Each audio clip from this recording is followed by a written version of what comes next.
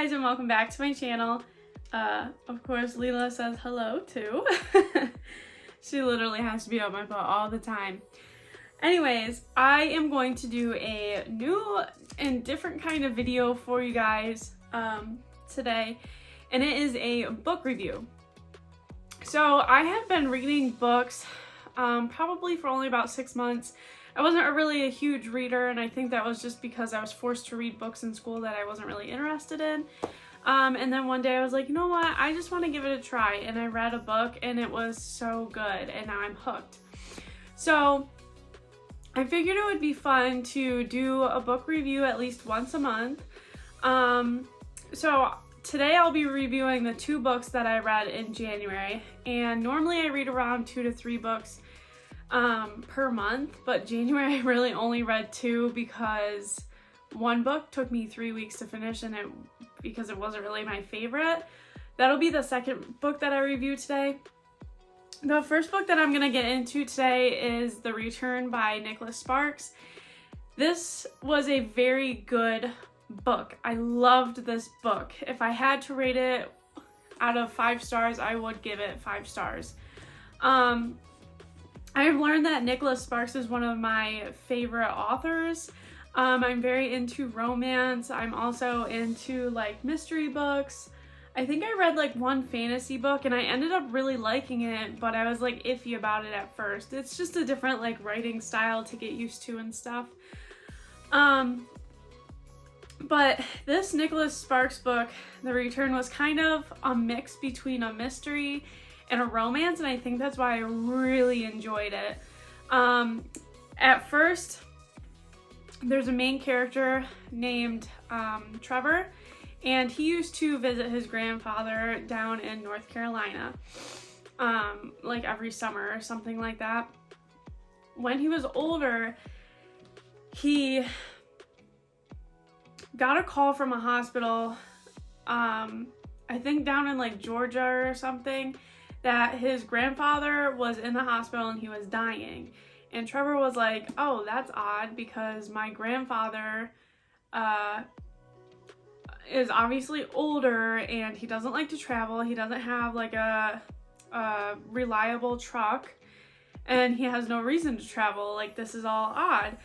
So he went down to see his grandfather at the hospital for his last words and his final moments. And basically, his grandfather was saying these words that didn't make sense to Trevor. Trevor was remembering them. He kept, like, throughout the whole book, he was, you know, hung up on these words that were his grandfather's last words. And he wasn't understanding because they just weren't making sense to him at that time. And so after his grandfather passed away, he moved and inherited in his grandfather's land. So he had his house that he got and his beehives and some other things that his grandfather owned. So he moved back there into that house. However, he was going back to Maryland very shortly to become a psychiatrist, I believe, for, I believe, veterans with PTSD, because that's what he is. And so when he moved back to New Bern, which is where his grandfather was from, he moved into the house and kind of just was like, oh, what am I gonna do with this? So he was like renovating it, planned on moving back up to Maryland. And if anybody knows Nicholas Sparks, he's obviously a romance writer, and so of course he had to throw some romance in there. There was a sheriff that Trevor met, and and he ended up falling in love with her. She was kind of holding back, so you could tell that she was holding some sort of secret. And then Trevor ended up like cracking the code on that one and figuring out what her secret was. In the meantime, while Trevor was going through a heartbreak, some point in the book, he met this girl who actually tended beehives for his grandfather. Now, she was very closed off, and anytime he would like ask her something about her life or about her being at like his grandfather's house, she would get very angry and defensive, and he was very confused as to why. So basically he didn't really pay much attention to her and stuff. Towards the end of the book, she had an accident. He brought her to the hospital, and Callie, which is the girl's name, Callie, all of her secrets started unfolding as well. So throughout the book, you start off with like this mystery of like why his grandfather died in a different state than where he's from. And he kept saying this woman's name, Helen. And it just didn't make any sense because his grandfather lost his wife, and he knew that he wouldn't have fallen in love with another woman, so he was very confused. So like there were just bits and pieces that he would give you throughout the mystery. And then he was falling in love, and then went through heartbreak, and then it went back onto the mystery of trying to find out why his grandfather died there, and so on. So it kind of all just came together in the end, like figuring out the mystery, figuring out everybody's secrets, people falling in love, there's heartbreak in there. Oh, it's such a good book. I loved this book so much. I'm not really someone who reads books twice. I'm kind of like, the second time I'm not as interested because I know what's going to happen. So it takes me a lot longer to finish the book if I'm going to be completely honest, but this is definitely a book that I would read again. I would definitely give it 5 stars. And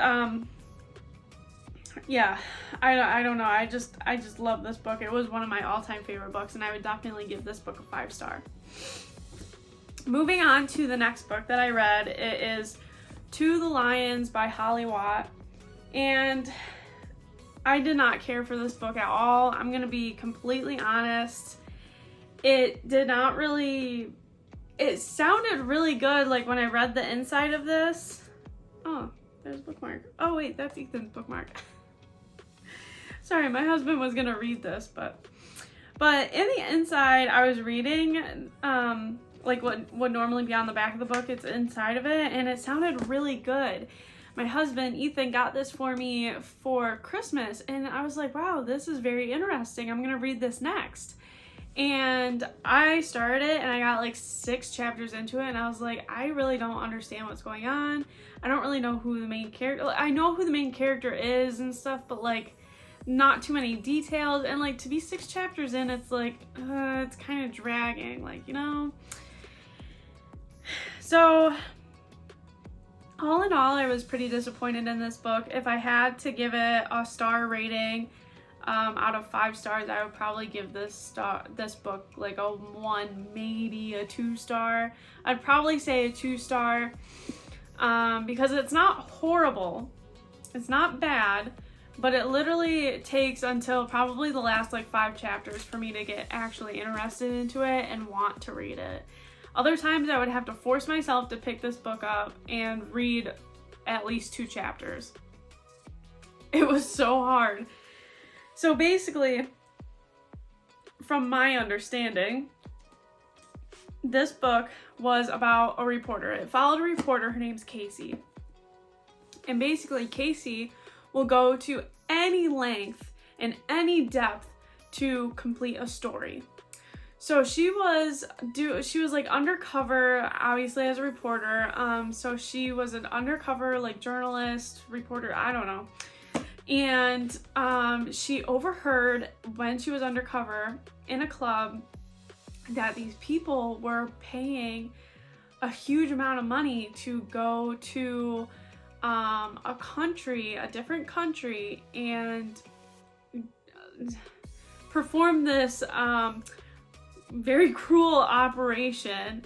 And she wanted to get to the bottom of that, even if it meant that her life was in danger and she could have died. So basically throughout the entire book, it's just this one event of her going to a country, getting proof, coming back, and exposing them. That's literally the entire book, and it's like 300 pages long. And I'm like, it just got dragged out so bad that I just did not want to read it. I mean, if anyone out there has read To the Lions, then let me know what your opinions were, because my husband was like, it's probably not that bad. I'll read it and tell you what I thought. And I'm like, okay, good. And if you think it's really good and you think I'm missing something, then let me know, because I'll read it again. I would love to, actually enjoy this book. It sounded so good. But I felt like the author's writing was just a little bit all over the place. I couldn't really keep up. It just didn't make too much sense to me. And I just feel like the story was really, really like dragged out. And so I just did not enjoy this book that much, unfortunately. But yeah, basically, undercover journalist. She lives in London, at a club, overheard someone about this operation. She gathered other undercover journalists with her, went to a different country, convinced the people that run the operation to bring her and this guy along with her, saying, oh, we're interested, we want to do this, blah, blah, blah. And then they get there and they get the evidence that these people are doing this cruel operation. And they basically barely get it out of that country. They barely get out. They almost died there. They were almost killed. And they actually just barely got out. And this is where it started getting interesting, is when they started escaping. After they had gotten the evidence of these people doing these things, she barely got out. The guy was shot. She had to take over and drag him along with her, and then basically she drove off of this cliff, and then there was a helicopter waiting for her. They went to a different country and then got on the next flight back to London. When they got back to London, then they realized, oh shoot, we're being hunted, because right before they left, Casey was like, no, the recording isn't enough evidence. I need their journals of everybody that's been here and has done this. So she also stole property from them, which in the end had codes. It was written in code, who was at the operation and who did this and everything else. And she really wanted that. So she brought that back, and they did not want to get exposed for the operation that they were doing. So she was being hunted back in London, and then within a couple days or whatever, they cracked the code, got some names out that also participated in this operation. And then basically towards the end, I'm pretty sure that people, I don't really remember the end, but I'm pretty sure it would have ended by she had security. I know that they put some major security on her to make sure that when she was being hunted, she didn't get killed. They released all the news to the public, and I think that's about it. I don't really remember anything else after that, because like I said, I didn't really enjoy this book too much, and it's definitely not something that I'm going to willingly read again, unless one of you guys have read it and tell me otherwise. Or if Ethan reads this book and he tells me otherwise, that, maybe you missed a good part of it or something, or maybe you just weren't understanding and you should probably reread it again. Then I would probably consider rereading it, but considering it took me 3 weeks to read it the first time, it's gonna take me a lot longer to reread it the second time, I bet you. But anyways, these were the 2 books that I read in January. I will probably have, I think I'll have 2 or 3 books to review for my February books. But for right now, these were the 2 that I read in January. Again, The Return by Nicholas Sparks, definitely 5 out of 5 stars. And then To the Lions by Holly Watt, probably a 2 out of 5 stars. Anyways, guys, I hope that you liked this book review video. It is something different.